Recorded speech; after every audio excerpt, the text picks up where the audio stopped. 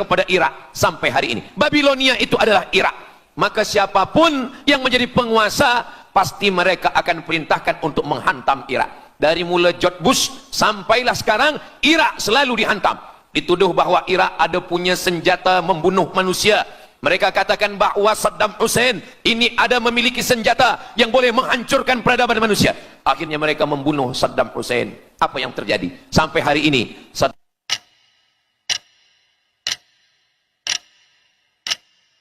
mengapa Israel ini ingin betul mengambil Palestina ini? Apa yang ada di Palestina?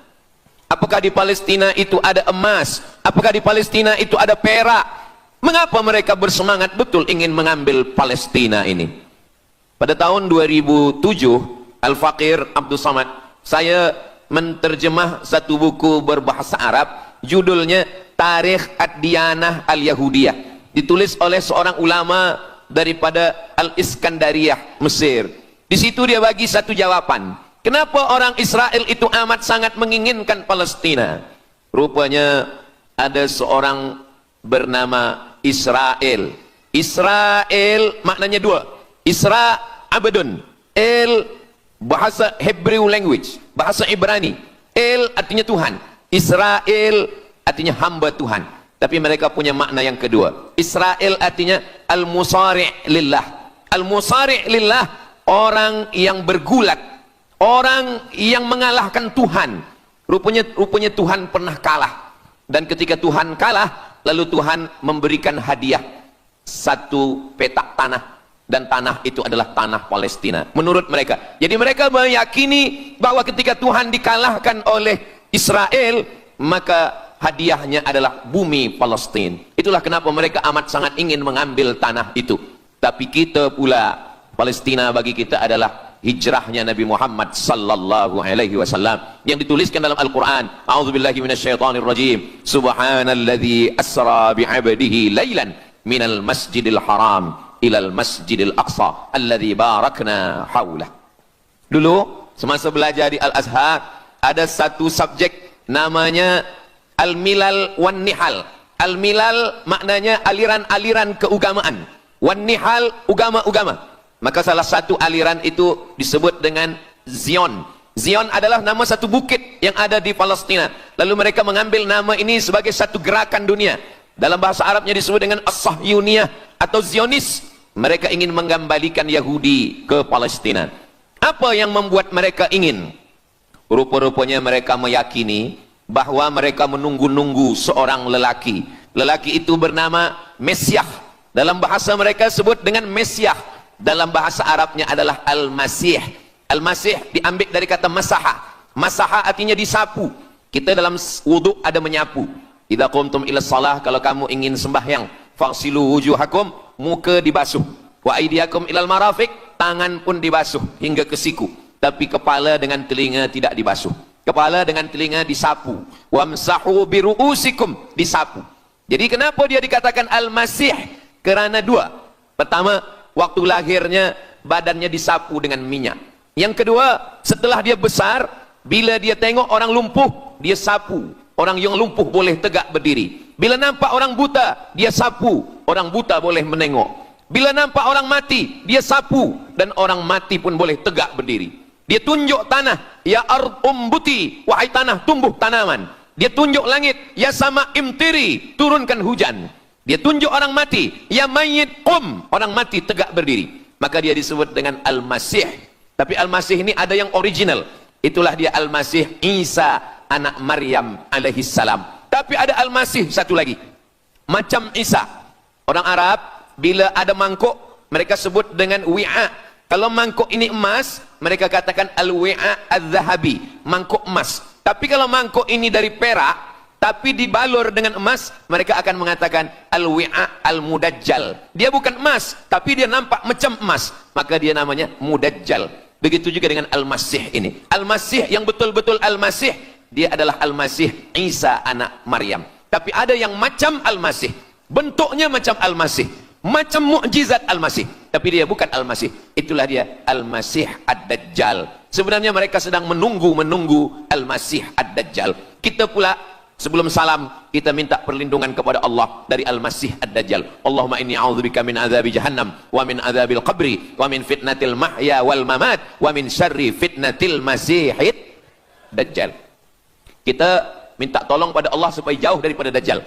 Mereka menunggu-nunggu Dajjal. Kenapa mereka ingin menunggu Dajjal?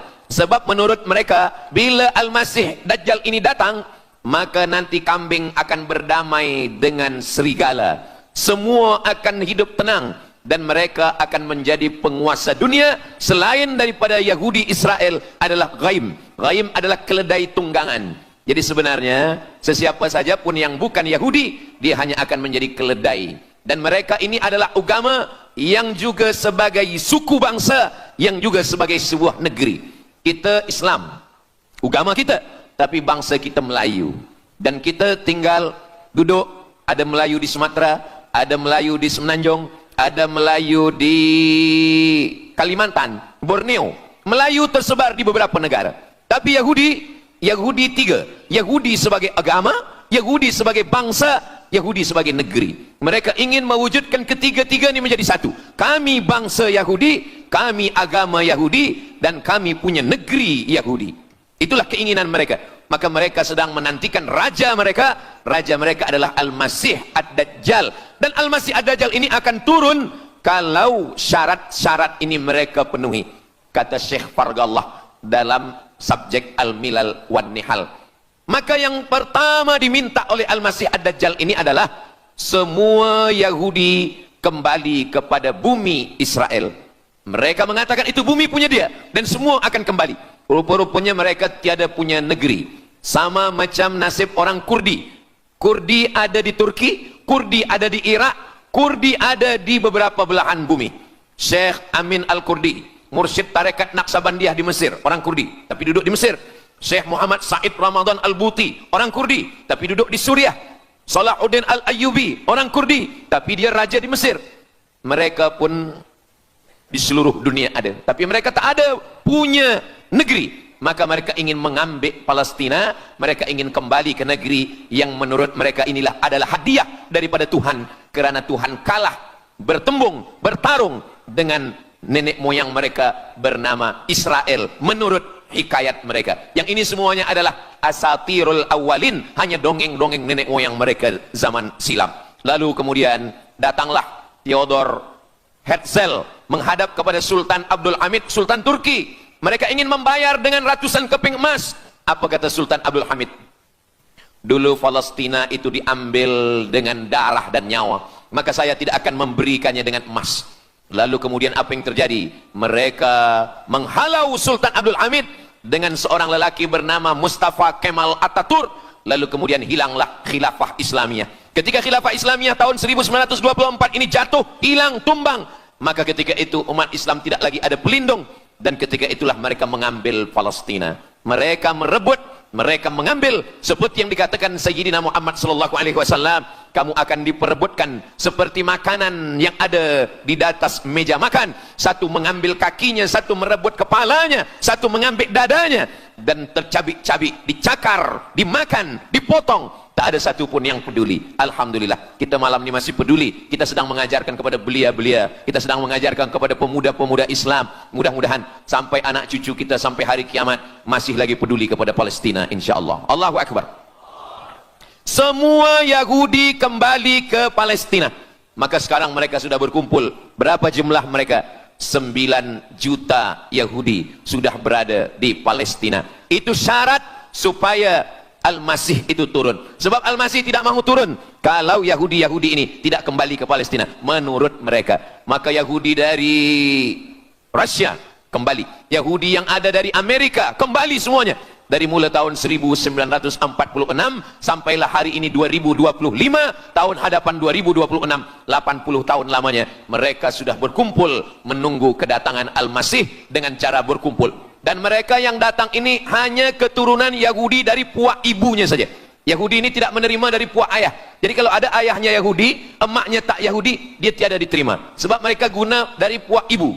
Maka bila ibunya Yahudi, maka dia akan diterima. Ada satu Yahudi yang tidak diterima, Yahudi Falasha dari Afrika. Yahudi Farasani datang, mereka dari Ethiopia, mereka menyeberang ke Sudan, dari Sudan mereka masuk ke Mesir, dan mereka datang ke Palestina. Mereka pun nak masuk juga, tapi mereka tertolak. Sebab dia mengaku Yahudi, tapi kulit dia hitam.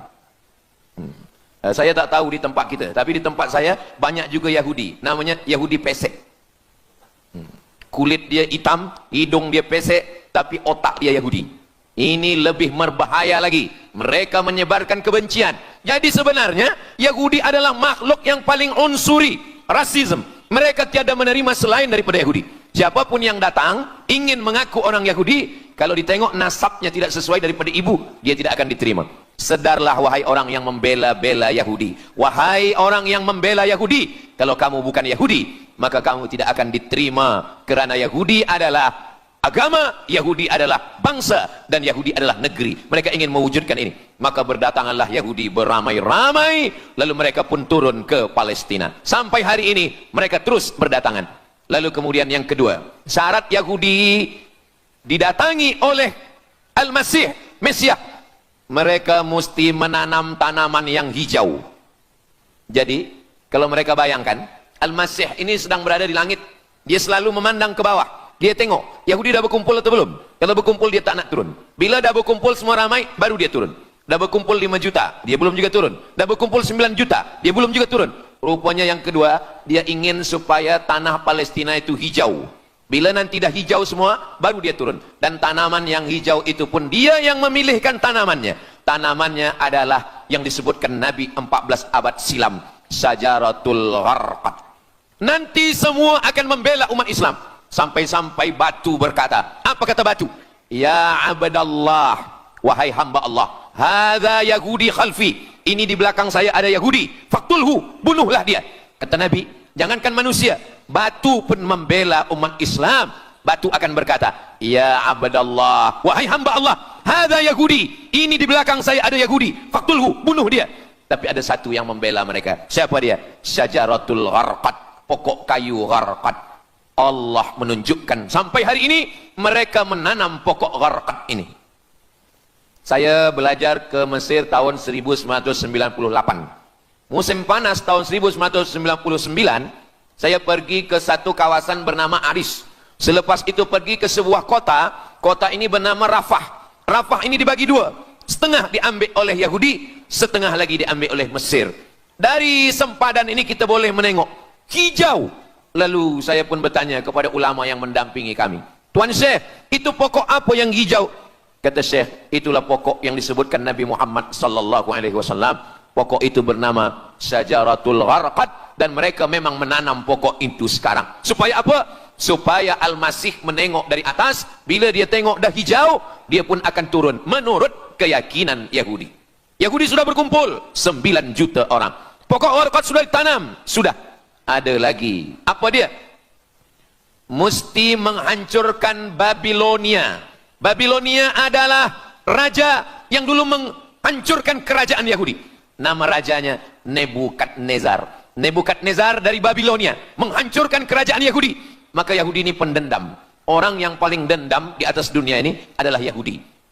Nebukadnezar sudah lama musnah, tapi dendam mereka kepada Irak sampai hari ini. Babilonia itu adalah Irak. Maka siapapun yang menjadi penguasa, pasti mereka akan perintahkan untuk menghantam Irak. Dari mula George Bush sampailah sekarang, Irak selalu dihantam.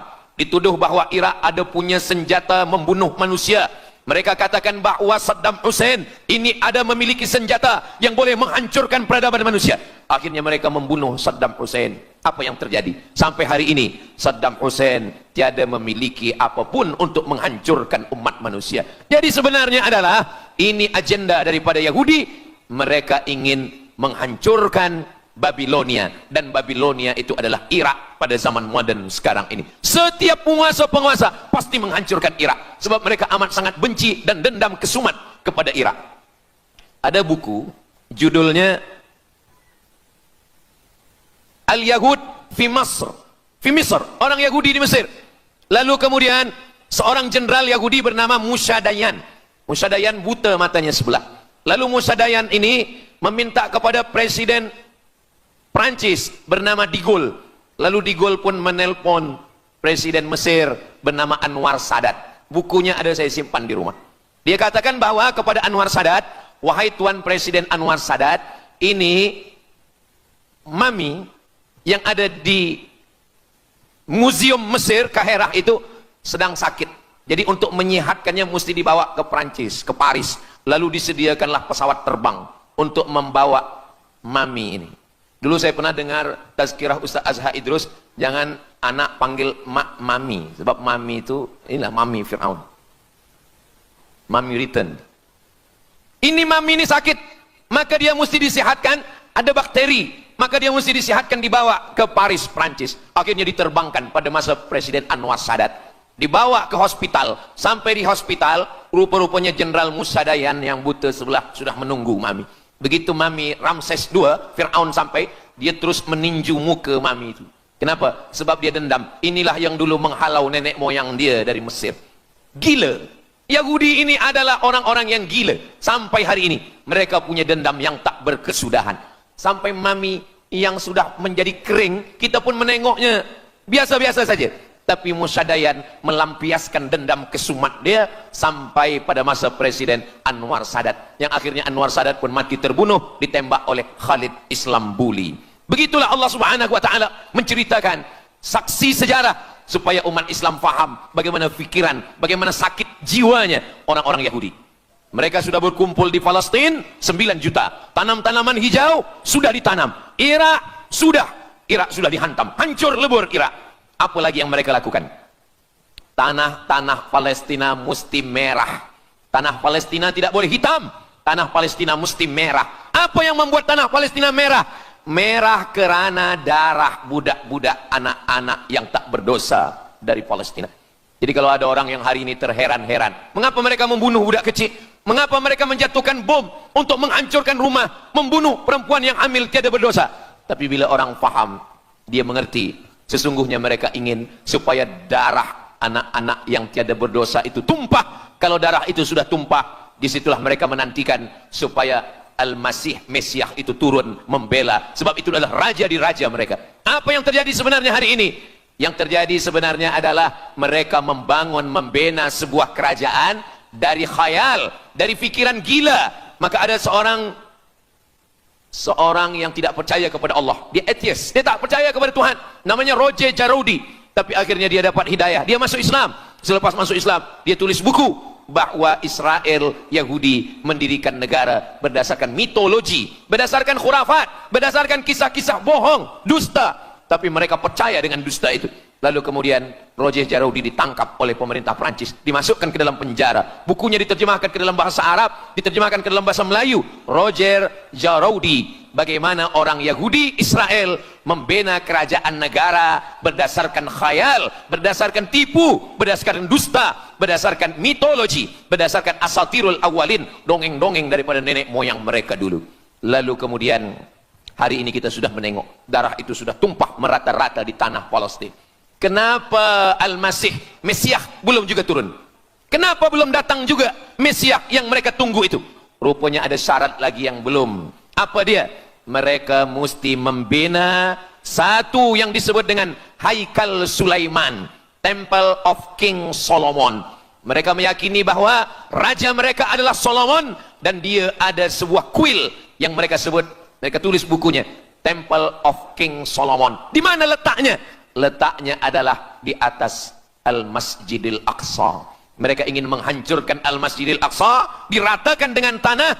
Nanti mereka akan bina Temple of King Solomon. Selepas itu mereka siapkan satu kerusi singgasana. Selepas itu nanti barulah turun Al-Masih, Mesiah yang dijanjikan menurut mereka. Yang semuanya ini adalah dusta, bohong, tipu daripada Zionis, kerana mereka ingin menguasai dan mereka ingin membuat sebuah negara yang sangat besar, yang negara itu disebut dengan The Great Israelian, Israel Raya. Dia dari 2 sungai.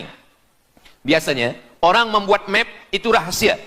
Map biasanya rahasia yang disimpan, tapi orang Yahudi Israel, mereka buatkan mapnya di dalam bendera mereka. Kita membuat sesuatu yang rahasia kita simpan, tapi mereka membuat satu garis biru di atas, satu lagi garis biru di bawah. Yang di atas itu adalah sungai Nil di atas, dan yang di bawah itu adalah sungai Efrat. Sungai Nil di atas, Afrika Utara, Mesir. Sungai Efrat di bawah, Sungai Efrat ada di Irak. Lalu di tengah itu ada bintang segi 6. Apa maknanya? Mereka ingin membina sebuah kerajaan yang luasnya dari Nil hingga ke Efrat. Itulah kenapa ketika mereka membuka embasi di Kairo, ketika Israel membina embasi di Kairo, ini Sungai Nil, ini bagian atas, ini bagian bawah. Kerajaan Mesir membagi embasi Israel tanah di bawah Sungai Nil. Mereka tidak mau. Mereka ingin membina embasi di atas Sungai Nil. Kenapa mereka tidak mau membina embasi di bawah Sungai Nil? Karena menurut mereka di bawah Sungai Nil adalah negeri kami. Orang membina embasi hanya di luar daripada kerajaannya. Jadi sebenarnya menurut pengakuan mereka, Mesir yang ada sekarang, semua yang ada di bawah Nil hingga ke Efrat Irak, itu adalah kerajaan mereka. Yang kalau mereka mewujudkan itu nanti, mereka akan menjadikan semua manusia ini sebagai keledai tunggangan. Alhamdulillah, itu disampaikan oleh Syekh Fargallah. Lalu kemudian kami membacanya, mempelajarinya, beliau bacakan di kelas, dan hari ini saya amat sangat bersenang hati. Tapi kita tetap susah hati dengan Palestina. Saya merasa senang hati sebab saya boleh menyampaikannya kepada para belia pemuda muslimin muslimat yang hadir malam ini. Macam mana suara saya, jelas tak jelas? Jelas. Yang saya sampaikan ini boleh faham? Alhamdulillah. Yang tak faham, nanti faham sendiri insyaAllah. Begitulah Allah subhanahu wa ta'ala. Saya dulu pernah berjumpa dengan Syekh Muhammad Jibril. Lalu kemudian saya tanya Syekh Muhammad Jibril, Syekh, kenapa Allah membinasakan kaum Ad, kaum Samud, kaum Madian?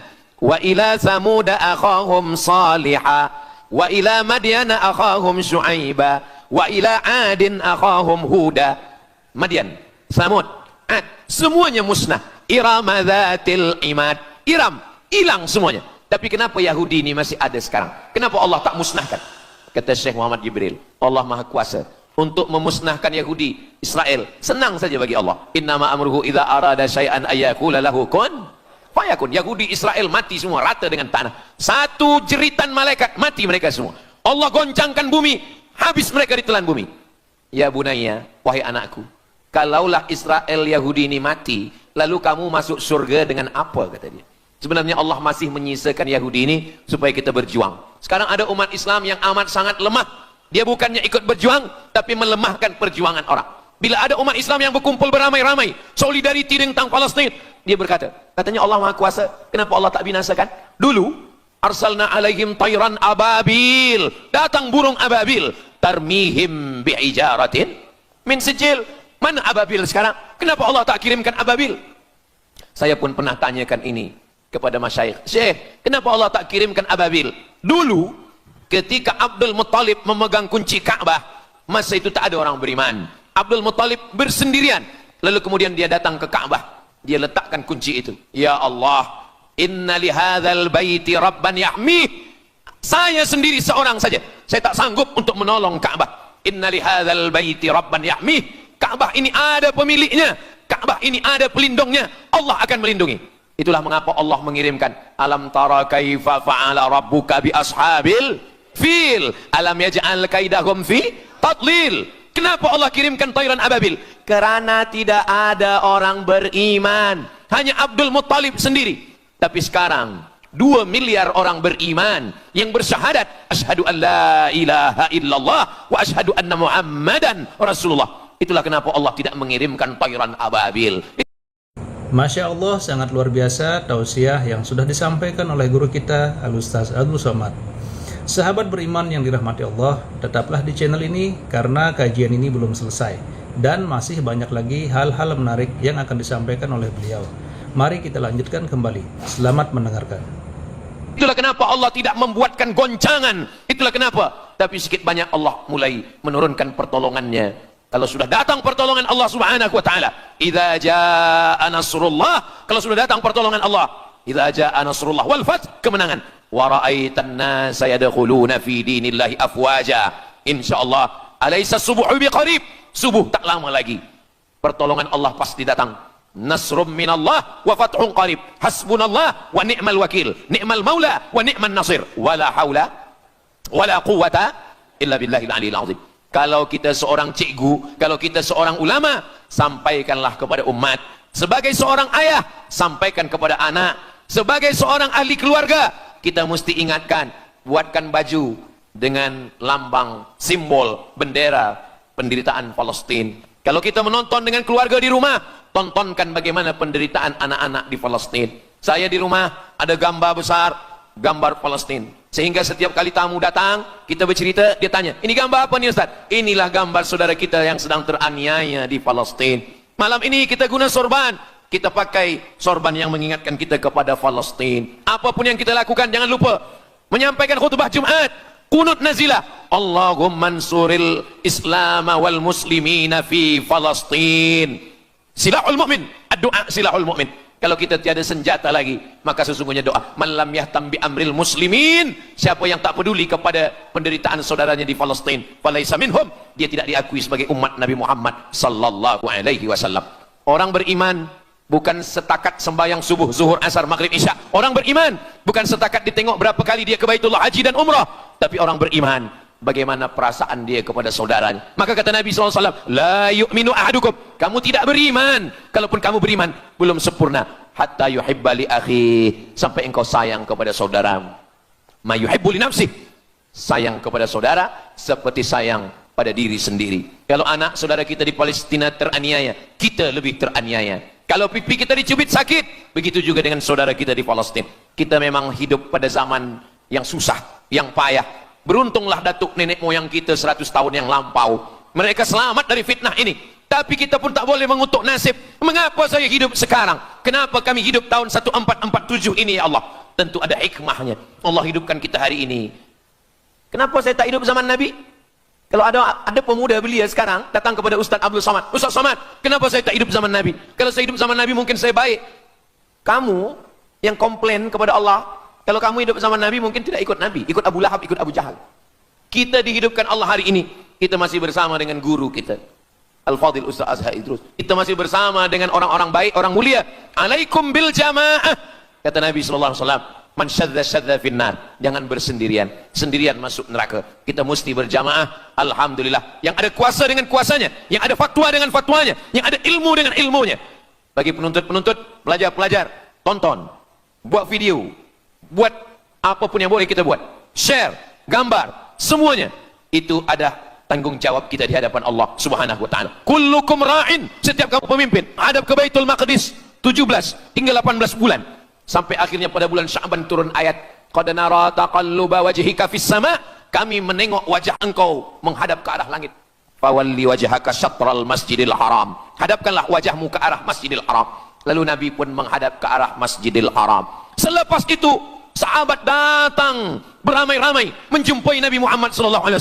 Ya Rasulullah, bagaimana saudara kami yang sembahyang, yang solat 16 bulan, 17 bulan, 18 bulan, dia menghadap ke Palestina, apakah solatnya diterima Allah? Turun ayat, wa ma kana Allahu liyudhi'a imanahum. Tafsirnya, wa ma kana Allahu liyudhi'a salatahum. Allah tidak menyia-nyiakan sembahyang mereka, Allah tidak menyia-nyiakan solat mereka. Sembahyang mereka yang dulu menghadap ke Baitul Maqdis diterima Allah atau tidak, itu yang mereka cemaskan, itu yang mereka khawatirkan.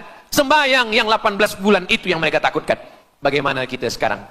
Bagaimana sembahyang saudara kita? Bagaimana puasa mereka? Bagaimana musim sejuk? Mereka sejuk. Bagaimana mereka tak boleh makan, tak boleh minum?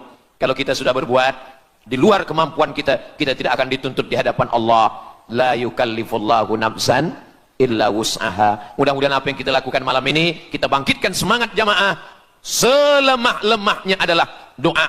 Selemah-lemah kekuatan orang beriman adalah melafazkan doa kepada Allah supaya Allah memberikan pertolongan. Tak ada yang susah bagi Allah Subhanahu wa taala. Itulah yang boleh Al-Fakir sampaikan pada malam hari ini, solidariti kita tentang Palestina. Mudah-mudahan ada manfaatnya. Banyak cakap kata yang tak berkenan di hati, menyinggung perasaan, saya memohon maaf beribu-ribu maaf. Mudah-mudahan yang kita lakukan malam ini diridhai Allah Subhanahu wa taala dan boleh kita bawa bekal menghadap Allah. Bila kita mati ditanya oleh Allah, inilah jawaban kita. Kami sudah berkumpul, kami sudah bangkitkan semangat, kami sudah berdoa, kami sudah menjelaskan bagaimana jahatnya Yahudi di Palestina.